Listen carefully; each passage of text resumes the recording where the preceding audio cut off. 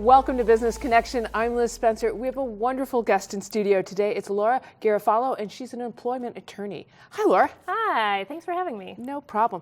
Tell me a little bit about your law firm. Well, I help companies focus on staying out of court. I'm an employment attorney for employers. So I review their HR practices, make sure they're doing the things they're supposed to be doing. I help them with their day-to-day human resources questions, employee relations issues that they have.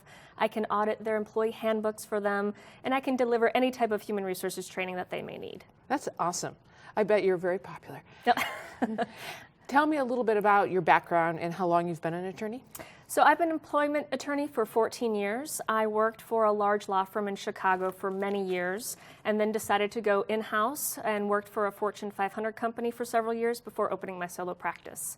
But I've also worked as a human resources professional, and I have an MBA. So I have a unique perspective of and understanding of a company's human resources and employment law issues and how those types of issues can impact business decisions. Because, of course, companies need to comply with the law, but it's more than that. It's about complying with the law, but also being able to run your business.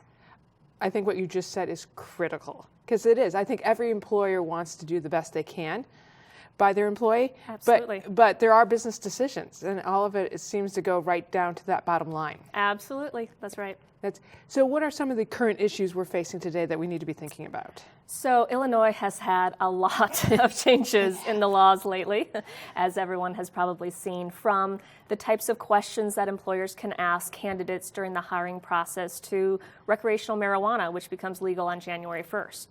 And recreational marijuana, that could have an impact on a company's pre-employment drug testing program, as well as how they handle any reasonable suspicion of drug impairment at work. And what companies don't want is to be scrambling at the last minute.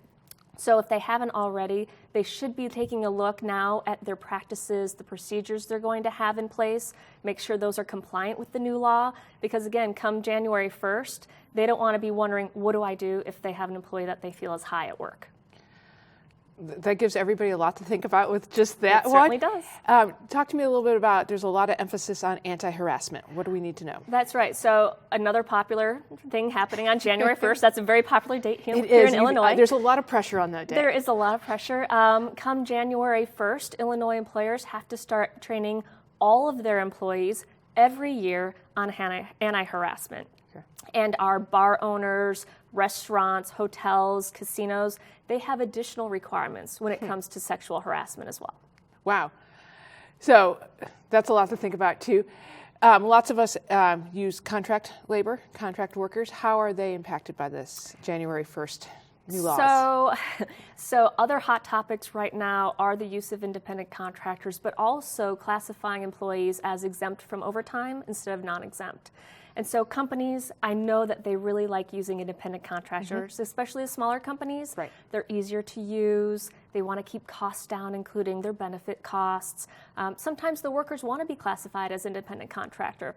And there are really strict rules as who can be an independent contractor, and the government is looking at this very closely. So these other reasons, people want to be an independent contractor, it's easier, those reasons aren't going to fly. You have to follow the rules. Same with classifying someone as exempt from overtime. Just because someone's paid a salary, that does not make them automatically exempt. Trying to avoid paying overtime is not a reason to classify someone as exempt. Or even if the person just thinks it sounds more prestigious, again, that's not going to work. There are strict rules. And companies are getting hit with fines, penalties, back wages, back taxes, because they've goofed when it comes to independent contractors and exempt employees.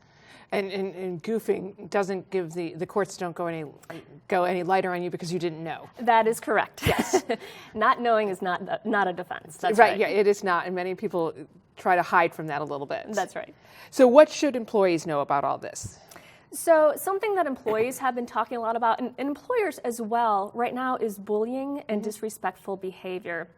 Bullying can be anything from verbal abuse to physical intimidation to ostracizing someone or sabotaging someone's work or even gossiping. People don't realize that gossiping is a form of bullying. And there is a lot of research out there that shows that employees who are bullied, or even those who aren't bullied but just watch bullying, they're witnesses to this type of behavior, that their performance declines, they're less productive, they may call in sick more often, and they have a greater desire to quit. So it's really important for employees, if they're experiencing this type of behavior, they want to report it to someone, whether that be their human resources, their manager, someone higher up in the chain, or anyone else who's listed as a resource in the company handbook or policies. Wow. So why should employers care about all this? Well, first of all, they want to comply with the law. Yes, we Right? want to stay out of jail, right? Absolutely. And we want to also not break the bank. That's right, because lawsuits, they are expensive, and so are fines and penalties. And companies don't want to take a big hit to their business because they're doing something they shouldn't be doing, or they're not doing something they should be doing. And a lot of times companies, they just don't know that what they're doing is wrong. So that's why it's important that they talk to an employment attorney. But even besides the law, having a pleasant work environment is just good business. Because when your workplace is harmonious, people are focused on their work. They're not talking to human resources about complaints. They're not filing lawsuits. Because lawsuits, even when the company wins, they're still expensive, right? So companies just want to avoid that altogether. And happy employees, they're not quitting. Think about the cost of turnover, or the cost when someone calls in sick because they're trying to avoid someone at work. Companies can do a lot to prevent this type of behavior. I often think that, especially the small companies, don't think enough about human resources because everybody's really focused on the bottom line. They're smaller employees, so they're all trying to get the product out the door, the service out the door. That's right. That's where a law firm like yours can really come in and help them because they can hire you and not have to have you be an in-house person necessarily. That's right. That's right. Right. So I think that's a great asset for somebody. So how do we get going with you? Can we call and would you come in and do you audit our business to say, okay, you're doing this great, Liz. Look over there. Look over there. Absolutely. If companies have specific questions or if they just want to make sure, am I doing what I'm supposed to be doing? Yes. Absolutely. I can go in, take a look, see if everything's going as it's planned, as it should be going. If there's anything missing, absolutely. Is it a good idea? Because every year laws change. And they get a little bit more complicated. Is it a good idea that maybe once a year at the minimum to check in with someone like you in your firm? That's a great idea because like you said, laws are constantly changing. A lot of times companies don't realize when the laws are changing. Right. So at a minimum, absolutely once a year if they don't have their own human resources especially. Excellent. Laura, thanks for stopping by and sharing all of this information. It's important stuff, and you presented it in a way that makes sense, and it's not as scary as it can be. So, thanks for having me. No problem. We'll be right back with more Business Connection. Stay tuned.